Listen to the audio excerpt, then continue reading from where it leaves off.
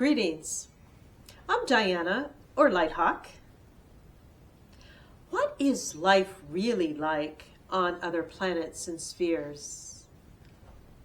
From the messages I have received in being in touch with the galactics, as well as the ultra-dimensional angelic type beings, I have seen appearances, statue, even personalities, lifestyles, culture, healing, and ceremonial practices of these beings and races. It is really inspirational and uplifting to know that many of the star races are evolved and on the ascending path. And also, they are peaceful and direct when reaching out. So I witnessed star beings and their craft at a very early age. It was in one of the national forests in the east, near my grandfather's cabin, when I was very young.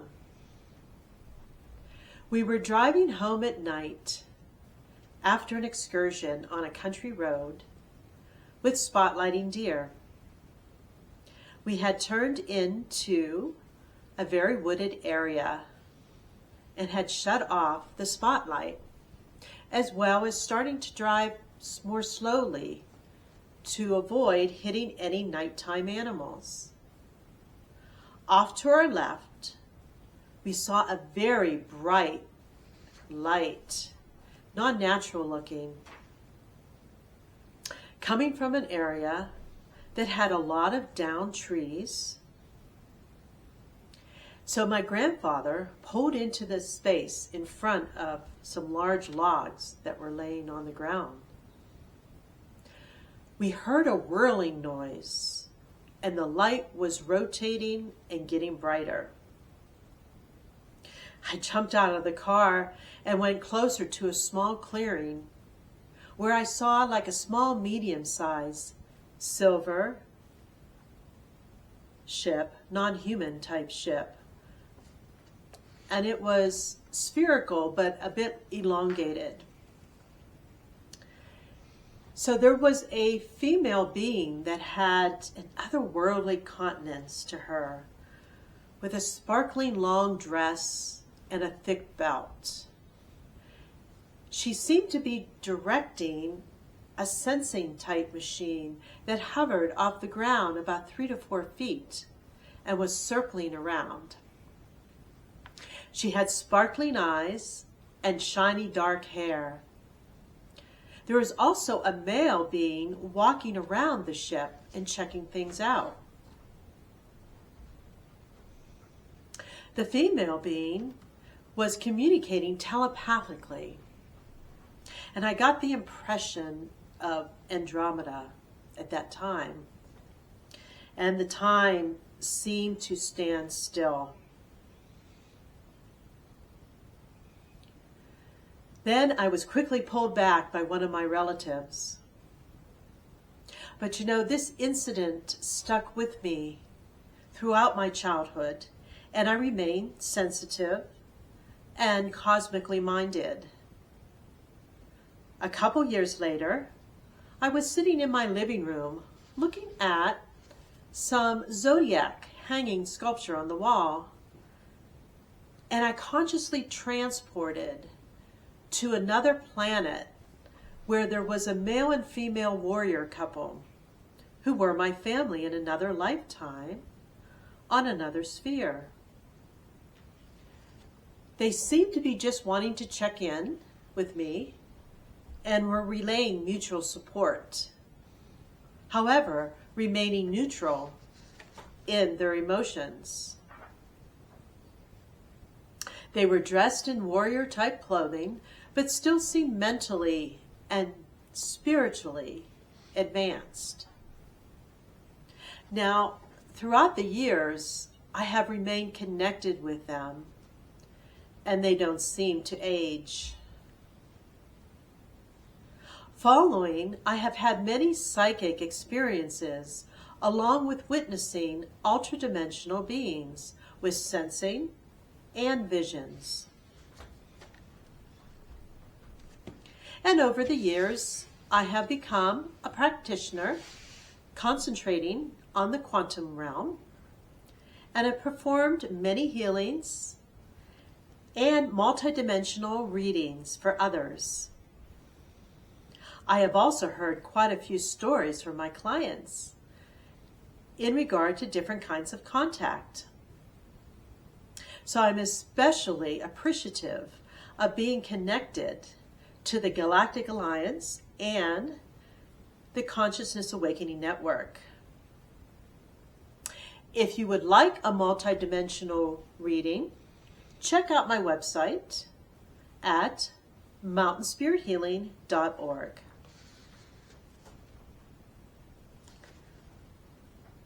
So lately, I connect with star beings in my meditations, or when I am camping under the stars on very clear western nights. Now, they always appear content to sense me and are usually in groups of 3. However, one being will stand out and introduce him or herself, and it is usually a female. They are very light, and some even seem to emanate light. They're usually about 5'3" to 5'8", the adults, and have the characteristic larger eyes and sculpted faces. Their skin is usually on the white side, with some even being almost transparent. The more human-looking beings are more muscular, with long, thick hair. But the other beings that I see are bald, the male and females, and very slender with long arms. They appear in sparkling suits or long, white, shiny dresses, sometimes blue robes. Most that present themselves are either Andromedan or Arcturian-like, but also some are Pleiadian or Sirian, which in turn have more human-type features and lifestyles. However, still so much more peaceful and advanced than our races. I also have connected with a few mixed races. You know, there are some patterns, of course, or consistencies in the star being's way of life, and also in when and how I connect with them. So I can usually sense the Pleiadians or the Sirians when I am contemplating or out in nature. Sometimes when I am doing ceremony, then I really feel the presence of the Sirians. They are in simple warrior type clothing, looks like leather, but it's a lighter, different material. And they live close to the elements, but also have a natural way of controlling the elements if they need to. They had more formed work groups more than other star races to explore places on their planet and other planets, and also to supervise some mining of precious metals, and also especially gathering of crystals and large crystals. Their meditation gatherings are like the Tibetans, and their ceremonies are similar to some of the Egyptian ceremonies of long ago. And they have large priestess groups. So, as you can imagine, drums, bells, and gongs are often used quite a bit. There is a type of bread that they eat or consume that is infused with energy and their vital nutritional substances. There is also a highly vibrating drink, a liquid, that is used especially on their journeys. This is similar to the liquid drink that other star nations drink. In some of those races that especially look Arcturian and are more evolved, only drink the highly vibrating liquid that I call star juice. The Arcturian-looking beings I found were in the 5th and 6th dimension. They had the classic larger heads with refined faces and large blue or green eyes. And both the male and females are bald and have slender necks. They are slim, very slim, with long arms, and usually wear glittering suits or the long, white, shiny dresses that I mentioned. Now, one race called the Delisar live in groups of 3 to 5, usually, in small white domes that are built into the landscapes. I didn't see much flora or fauna or trees, but everything was infused with a high vibration and a lot of very bright meadows. They lived mostly a natural lifestyle, but also had strong light technology to use if needed. They hardly ever sleep. However, they're able to remain positive and neutral. They, just like many star nations, visit their cosmic temples a couple times a week. These are even larger domes and have large windows and door openings. There is another race that I have visited with recently from the Tri-Star system and the planet Bluesep and the sparkling city or town of Joulay. They appear to be another very evolved race, but part Pleiadian, part Syrian. They are more human-looking with long blondish white hair and hazel blue-green eyes. They are about 5'7" to 5'9", so a bit taller than the Arcturian races, and wearing flowing white and blue robes.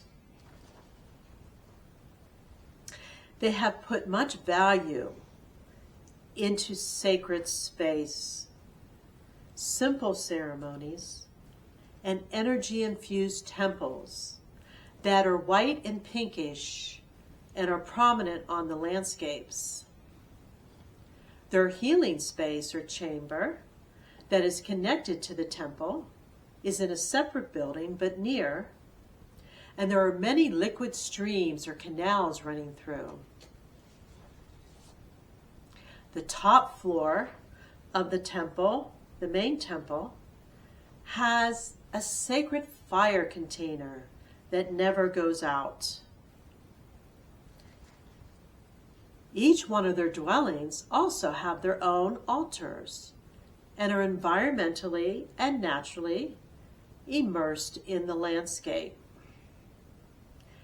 They evolve around beauty, refinement, and vibration when they intend and concentrate on those. Their everyday life and culture automatically are harmonious. So now I'm going to read an excerpt from one of their messages I received from one of those star nations, and it sums everything up as follows. Every universe, solar system, and planet have a different vibration, form, and concentration. There are planets where they live simply by meditating, eating lotus blossoms, and drinking the sparkling drinks. And, of course, harvesting lots of crystals. They are content and at peace. Even though they are also in an outer universe, they don't feel far from home or the source. There is not a lot of negative drama like on Earth, and there is an uncontained free will. So, quote, they have said or relayed to me, "You earthlings are such creative and beautiful creatures, but your world is a constant back and forth, yin and yang, black and white, positive and negative, light and dark. Watch for that moment when you can truly choose light before the thoughts or situations cascade into darkness. Then we will all be connected more profoundly. That pinkish gold spark in your heart will be connected to the divine, and those beings around you, along with the spheres near you in your system, will also sense and share in the blessings." So thank you.